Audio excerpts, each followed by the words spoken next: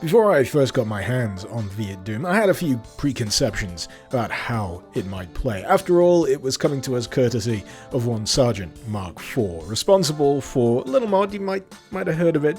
It's called Brutal Doom. So in that regard, when I thought of Vietdoom, I imagined it might play a little like... Instead, I found it was an experience that was much more akin to...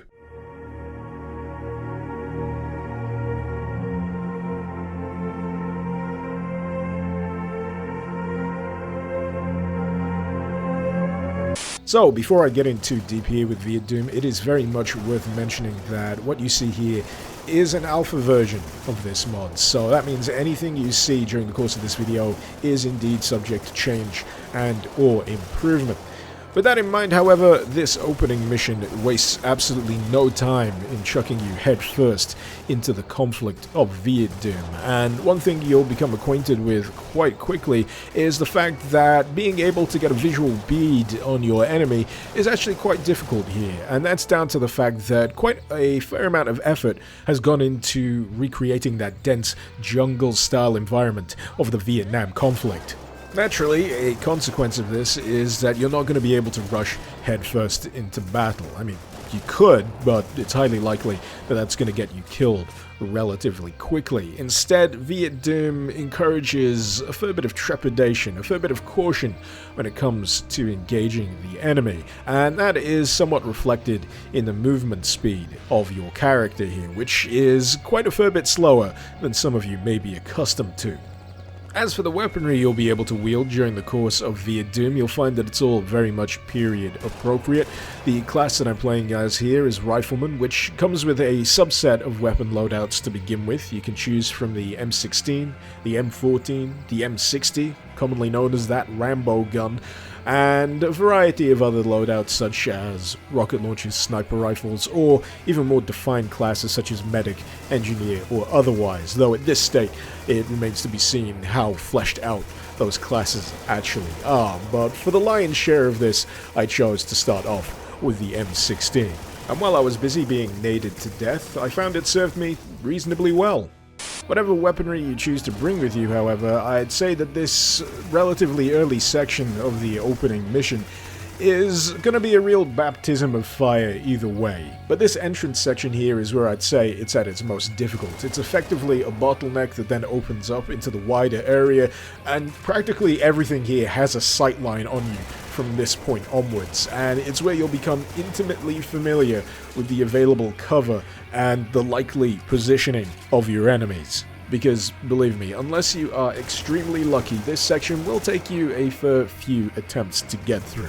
Something else you'll become familiar with during this section are the bandages, because this section will make you bleed, and the only way to stop the bleeding is with a med kit.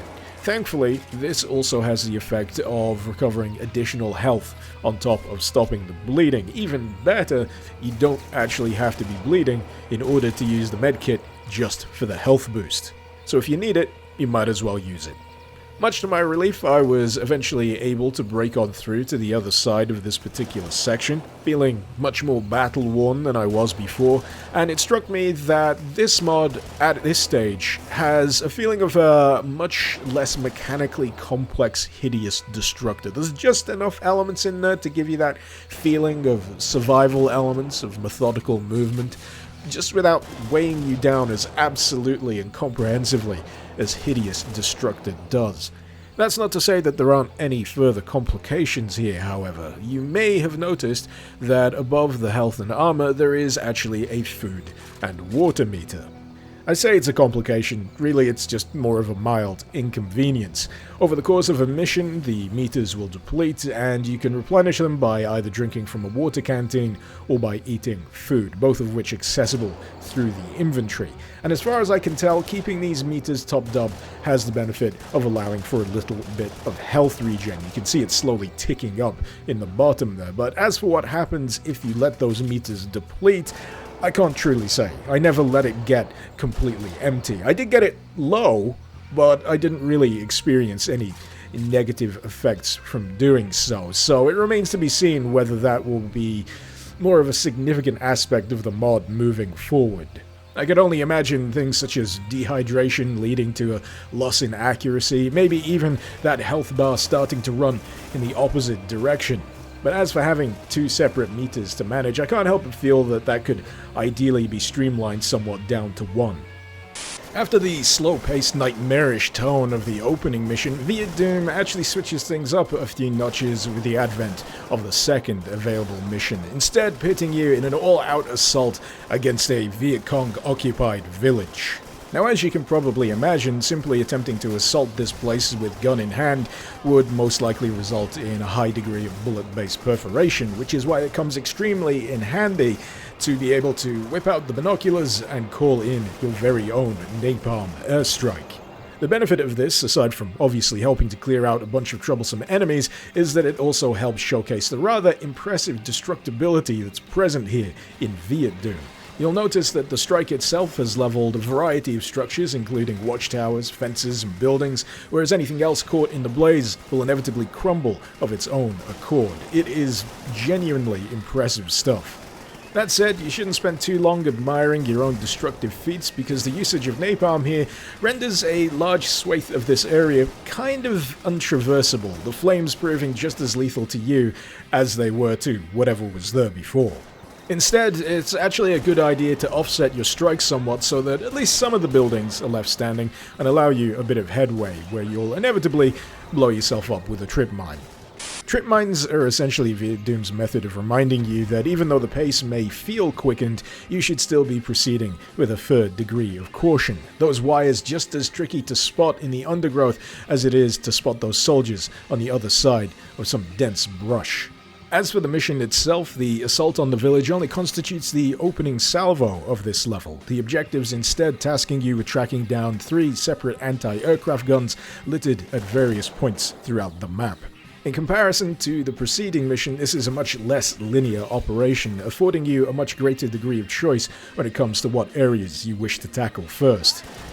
Happily, this also seems to be the kind of map that understands the importance of having a few distinguishing features in one area versus the next. It could all too easily have devolved into an endless sea of green just blurring together and comprehensively obliterating my sense of direction.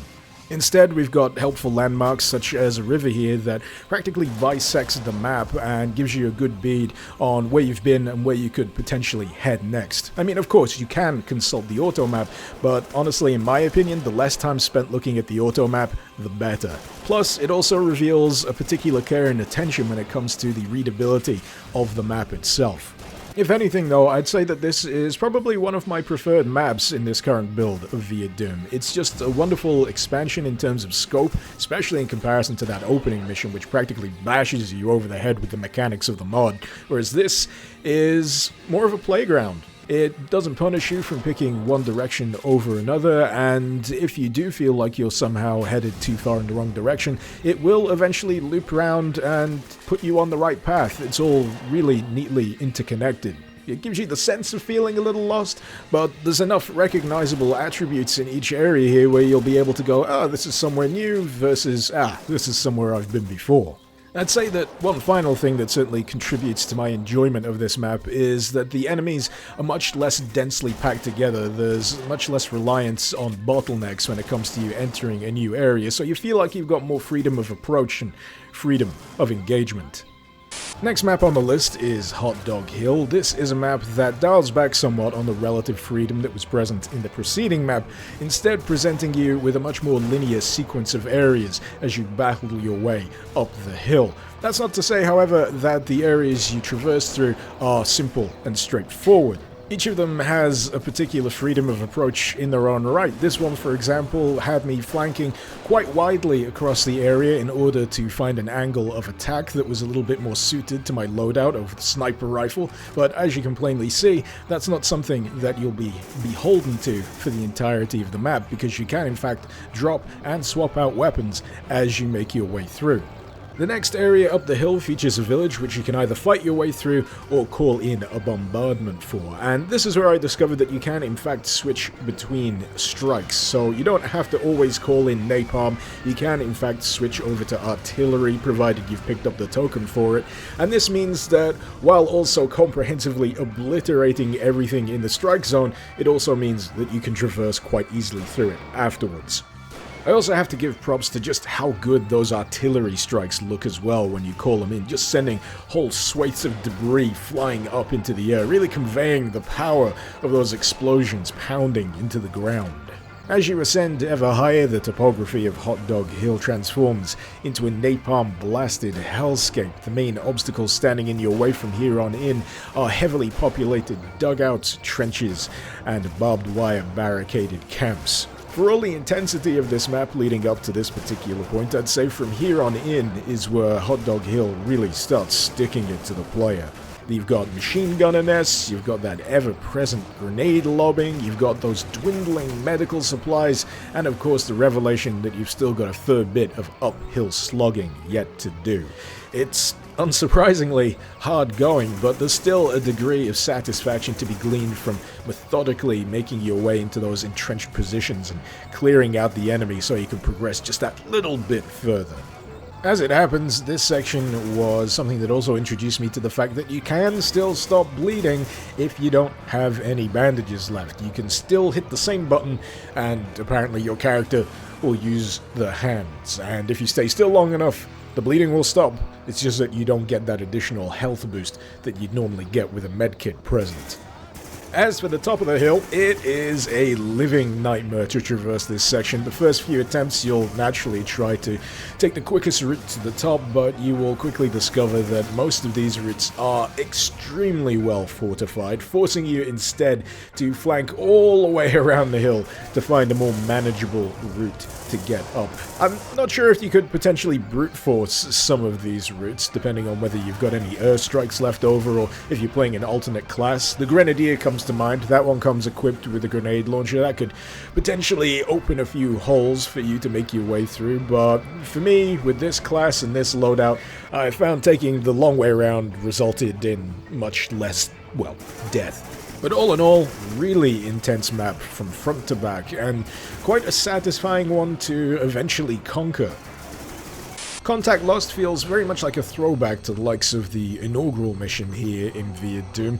You have to retreat from a compromised position back to a more secured location, but as you can probably tell, the chief difference here is that this one takes place under the cover of night. This lends everything a nice tense atmosphere, no doubt heightened by the fact that reduced visibility means you're going to have to be a little bit more careful when it comes to spotting the enemy in the undergrowth, and it's also aided somewhat by the spooky guitar noodling going on somewhere in the soundtrack. Eventually, the jungle gives way to an at first equally creepy camp, the entrance littered with corpses and naturally placing you on a high degree of alert. So much so that I was desperately wondering when the next VC was going to attack, leaping out from the bushes. As it happens, there was only friendlies here. My bad. At this point, the map switches gears from tense jungle expedition into a base defense operation, essentially keeping the VC at bay while someone at camp readies the tank for rollout. And yes, your reward for keeping up with this section is indeed the ability to drive that tank yourself. Now, just because you got a tank doesn't mean that you are now invincible. This thing, while fun, doesn't really stand up to a lot of punishment, especially when the enemy is wielding rockets. I went from 400 something armor down to, 78? And this is a section that really needs you to be able to go the distance with this particular mechanized unit. It would have been handy if there was some kind of resource or ability I could utilize to regain a few hit points for my vehicle, but as of yet, that doesn't seem to be something that's included in Vietdoom, even with classes such as the Engineer, which I thought would have been my best shot when it came to getting back to fighting strength. As for the rest of the map, it is pretty much tank section all the way to the finish line. Your journey upriver pitting you against multiple groups of soldiers, many of which containing, of course, yet more rocket-launching douchebags. So you're going to have a pretty deft hand when it comes to maneuvering your tank upriver here, especially if you want to hold on to that remaining armor. Doubly so when you realize that right at the end, you're going to have to face off against an enemy tank. But of course, that's exactly what I wanted. Thanks, Vietdoom. Tanks. Speaking of tanks, the final available mission that I played in this version of Vietdoom plonks you right in the middle of a great big tank battle, featuring a friendly battalion of tanks and a whole suite of vehicles for you to choose from yourself. I couldn't tell you what the names of each individual one is because I'm not a military vehicle guy. All I know is this is a heck of a lot of fun. It basically feels like the kind of mission that's presented to you as a reward for putting up with the various bullshit shenanigans in preceding maps, in particular the tank section of the last one, because honestly, getting that thing upriver was a pain in the ass. But as for the objectives of this particular mission, all you need to do is track down a host of enemy tanks lurking somewhere within the map itself. Standing in your way, of course, are a host of enemies lurking in occasionally precarious places. You'll have to keep an eye out for rocket launchers in high places. You'll also have to be wary of enemies using houses as cover, but considering you're in a tank, that should be an easy problem to solve.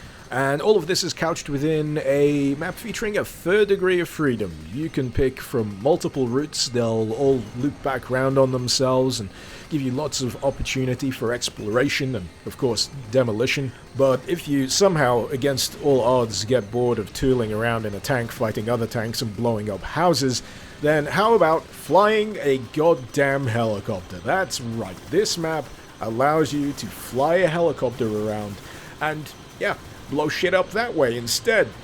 The controls are initially a little tricksy to get used to. You have to pitch the helicopter forward in order to make it move forward, and same for reversing. As for going up and down, that's the A and the S if you're using WASD. You can strafe to the left or right with the A and D, but I can't help but feel that that movement feels a little imprecise. Regardless, that's the kind of thing that I feel could easily be tweaked going forward. But in the meantime, this is still a whole barrel of fun. It reinforces my belief that this is the reward mission for everything else that you'll have played through so far. But even then, in this version, you can freely choose between the missions. So if you just want to have your cake and eat it, you can just jump to this mission, go absolutely apeshit, and then pick up the more difficult and challenging missions later on down the line. So, how would I describe my experience with this alpha version of Vietdoom? Well, for one, I think I can safely say that this is quite possibly the most realistic rendition of the Vietnam conflict I've ever experienced as a Doom mod, because I don't think I have experienced any other rendition of the Vietnam conflict as a Doom mod. But even then, I feel like from a visual standpoint, this does a real damn good job of capturing that kind of visual essence, capturing the aesthetics of that conflict. Gameplay-wise, the moment-to-moment shooting feels pretty decent. There's a few little bits of oddness with how the shooting currently works. For example, the guns are hit scan, so when you shoot, the effect is instant on the enemy that you're aiming at, so you'll see maybe like a head explode. But there's also a visual element of, say, a tracer firing from your gun, and sometimes the head will have exploded before the tracer actually reaches the enemy, which is just like a weird visual disconnect. So I'm wondering whether at some point the author of this is planning on switching the system to projectile-based versus hit scan, and yeah, that could change up the whole dynamic, but that's something I'm definitely going to be keeping an eye on going forward. When it comes to the missions that are currently available here, I was impressed with the amount of variety that's on offer from one mission to the next. It never ever feels like it gets samey or stale. There's enough of a change up when it comes to either the mapping or the objectives or the elements at play within the map themselves to keep you pretty well engaged all the way through. Granted, there's a few missions here that aren't ready yet. They just kick you out to a Doom 2 placeholder map when you try and play them, but I'm intrigued. I'm really intrigued to see what else Sergeant Mark IV has up his sleeve when it comes to the rest of the content here for Vietdoom. But until then, I'd say that even in this current alpha form, it is well worth checking out. If you're curious to see how this all works, if you want to get a feel for it yourself, yeah, you should totally give this a whirl. Download it, get yourself all bloodied up on the battlefield, and yeah, get yourself a taste of Vietdoom. At minimum, I'd say it is well worth keeping an eye on for future updates as more polish passes come out, as more missions are released. But yeah, it's going to be real interesting to cover this again when it's ready for final, full release. But until that point, if you're interested, you'll find the link, as usual, in the description below. Hopefully you've enjoyed this video. Feel free to let me know what you thought in the comments, and feel free to suggest any mods you'd like to see me cover in future editions of Doom Mod Madness. While I'm at it, I'd like to give a great big thank you to my wonderful patrons over on Patreon. Thank you so very much for supporting the channel and for helping to make content like this possible. If you're interested in lending a hand yourself, maybe you'd like to see your name in the credits, maybe you'd like to gain early access to my videos before anyone else. If that's the case, you'll find the link to my Patreon page also in the description below. But until next time, this has been Mr. Icarus. Thank you very much for watching. Icarus out.